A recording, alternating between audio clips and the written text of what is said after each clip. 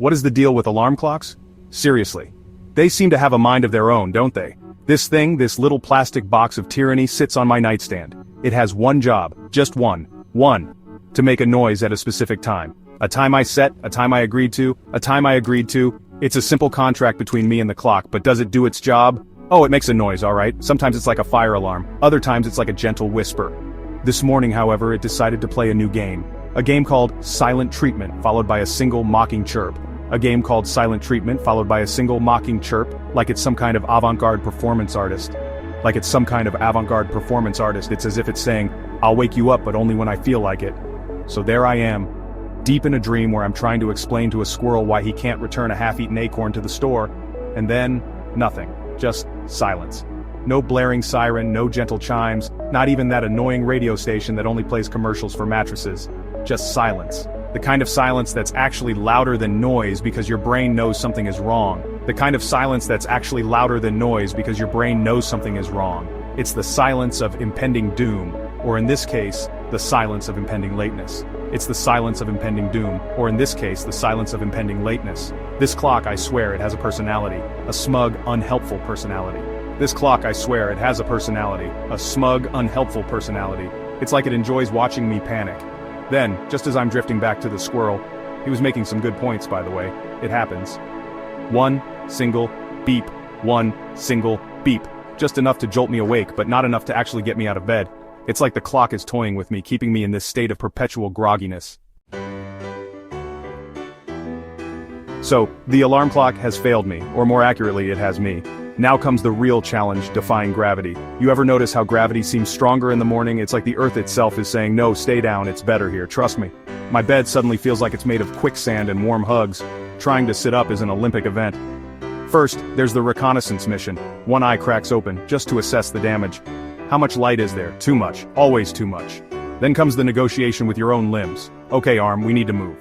Leg, I'm counting on you. But they're not listening. They're still in dreamland, probably back with that squirrel and his acorn. Alright, I'm upright. More or less. Now, the wardrobe. The daily ritual begins. This is where the real fun begins. The moment of truth. Getting dressed when you're half asleep is like playing a game of chance where all the odds are stacked against you. It's a test of endurance and creativity. You open the closet and it's just a wall of fabric. An overwhelming sea of colors and textures. A colorful, confusing, judgmental wall of fabric. Each piece seems to have its own opinion about your fashion sense. What am I supposed to wear? Who decided these were good choices? Oh right, me. Yesterday me. The one who thought today me would have it all together. Yesterday, me had all sorts of ambitious plans for today me's outfit, a vision of style and sophistication. Today me just wants something that covers the important bits, comfort over style. The sock drawer. Let's talk about the sock drawer, the final frontier of morning chaos. It's the Bermuda Triangle of laundry. Socks go in, pairs. They come out singles. A mystery that defies logic. Where do they go? Is there a sock dimension? Are they having a party somewhere without me? The questions are endless. I pull out 2 socks. One is blue. A classic choice. One is black with little green aliens on it. A touch of whimsy. Close enough, right? Who's looking at my ankles? Probably no one. And if they are, they're probably just as tired as I am. They won't notice or care, or they'll think I'm making a bold fashion statement. A trendsetter in the world of hosiery. He's so avant-garde with his hosiery. A true pioneer of morning fashion. Section 4. The Kitchen Quest. A Perilous Pilgrimage. So I'm dressed. Ish. The morning routine is a battle in itself, but the real challenge lies ahead.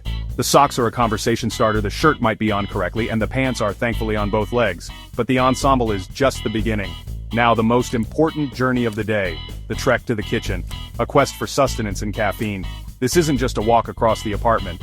Oh no, it's an expedition through a treacherous landscape. This is a perilous pilgrimage. Each step is fraught with potential hazards. The floor, which was merely cold before, now seems to be littered with invisible obstacles. A minefield of forgotten items. Things I didn't see last night. Things that have mysteriously materialized overnight. A rogue shoe lying in wait. A trap for the unwary. A book that decided to take a dive off the shelf. It's a minefield. Each item a potential trip hazard.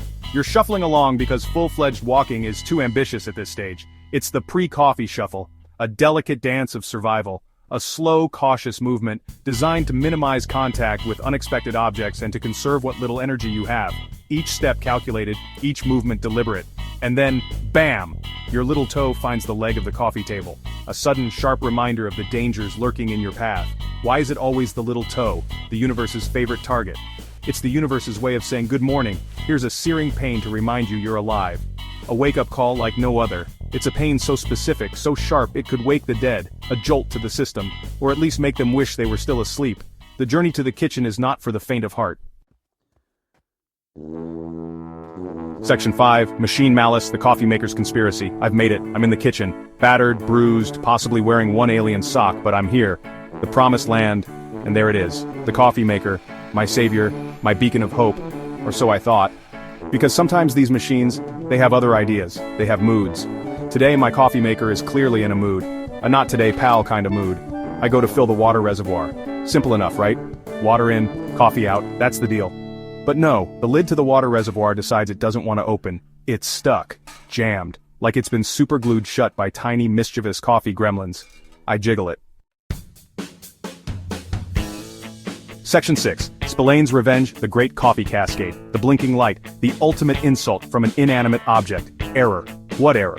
Did I put the water in wrong? Is the coffee too coarse, too fine? Is it protesting the mismatched socks I'm wearing? These machines, they're too smart for their own good. Or maybe just too smart for good, especially at this hour. I try the classic fix-it-all solution. Turn it off and turn it back on again. The universal symbol for I have no idea what I'm doing, but let's hope this works. Sometimes it does. Today, it feels like a long shot. I press the button again. The light stops blinking. Success! Or so I think.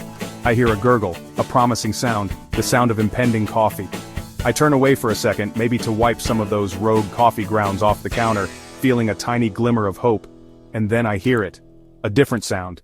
Not the gentle drip into the carafe. Section 7, Elixir of Life, the Sweet Surrender to Caffeine. The spill is mostly contained. The counter looks like a modern art piece, an abstract expressionist work in shades of brown. My socks are probably now coffee-dyed. My hand is still tingling from the hot coffee splash. The machine, now that the carafe is correctly positioned, is gurgling away happily, blissfully unaware of the chaos it just helped create. Or maybe it's aware. Maybe it's smirking. Gotcha.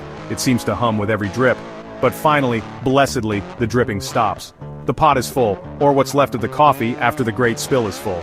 I reach for my mug, my favorite mug, the one that understands me, the one that doesn't judge my morning ineptitude. It's clean, a small miracle. I pour the coffee, the aroma. Oh, that aroma. It's the smell of hope, the smell of potential functionality, the smell of maybe I won't accidentally wear my shirt backwards for the rest of the day.